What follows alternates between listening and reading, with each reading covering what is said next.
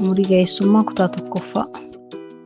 Viidiyoo gabaabaa waa'ee ce'umsa gara umurii ga'eessummaa namoota qaama miidhamtootaa fi maatii yookiin kunuunsitoota isaaniitiif qophaa'e. Nagaan isiniif haa ta'u. Maqaan kiyya Ayyaantu jedhama. Ani maatii dargaggeessa qaxalee dhukkuba Ootizim jedhamuun qabameeti. Dhiyeenya kana daa'imni kiyya waggaa 18 yoosiin waan ta'u malu baay'ee yaadaan ture. Egaa akka maatiitti waa'ee ijoollee keenyaa yeroo mara yaaduun hin oolu. Battala fedhiin isaanii jijjiiramuu fi guddatutti isaan gargaaruu fi jaalachuun akkasumas isaan kunuunsuun hin dhaabbatu.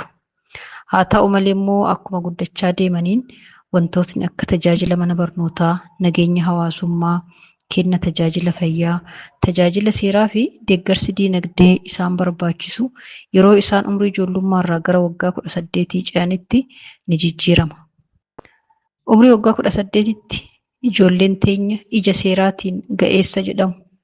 Kanaaf mirgi ofii isaaniitiin waa murteessuu ni eeggamaaf. Nuti murtee battalaatti isaaniif murteessuu mirga hin qabnu yookiin hin dandeenyu. Haalli kun yeroo baay'ee maatii ijoollee qaama miidhamtootaaf haala hin eegamnee fi ajaa'iba fakkaachuu danda'us yoo dursinee itti qophoofne garuu dilas nama hin rakkisu. Ana wantootni gaafii natti ta'an daa'imni kiyya sa'aatii tajaajilli yaalaa isa barbaachisutti maaltu uumama? Ani waa'ee yaala isaa irratti murtee kennuu nan danda'aa? Adeemsa kenna murtee gurguddoo inni fudhatu keessatti hirmaachuu nan danda'aa? Maallaqa yookiin dinagdee isaa hoogganuu irratti eenyutu isa gargaara? Dhimmi seeraan wal qabate yoo uumame ani qooda fudhachuu fi gargaaruu hoo nan danda'aa? Daa'imni kiyya deeggarsa gahaa argatee hamma danda'ameen of danda'ee akka dhaabatu maloonni na gargaaran maal fa'i? Kanneen armaan olii kun gaafilee murteessoo fi muraasa ka'uu malan yoo ta'an dursanii itti karoorfamnaan garuu baay'ee nama hin dhiphisan. Namoonni baay'een miidhama qaamaa qabaatanis qabaachuu baatanis murtee gurguddoo yeroo murteessan deeggarsi baay'ee isaan barbaachisa. Akkasumas maloonni nuti namoota jaalannu ittiin deeggaruu dandeenyus hedduudha. Kanaaf maal gochuu dandeenya? Oduu gammachiisaan furmaanni ni jira.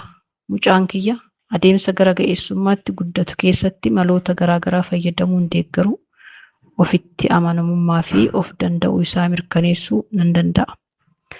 Maloota kanneen ammoo namoota gara ga'eessummaatti ce'aniifis ta'ee namoota sababa miidhamaa fi dhukkuba adda addaatiin murtee fudhachuuf deeggara barbaadaniif itti fayyadamuun ni danda'ama.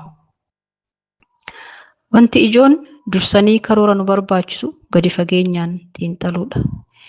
Viidiyoo itti aanu keessatti maloota kanneen keessaa kanneen maatii keenyaaf fudhatamuu fi sirrii ta'uu danda'an gadi fageenyaa fi bal'inaan ni ilaalla.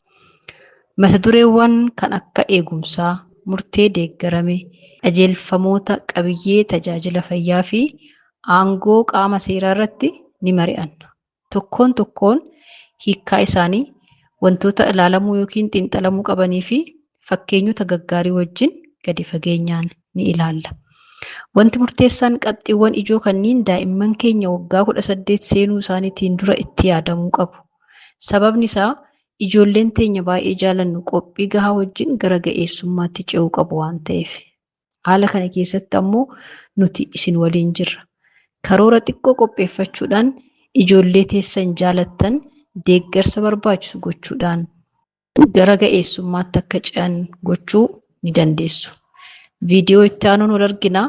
Galatoomaa. Horaa bulaa.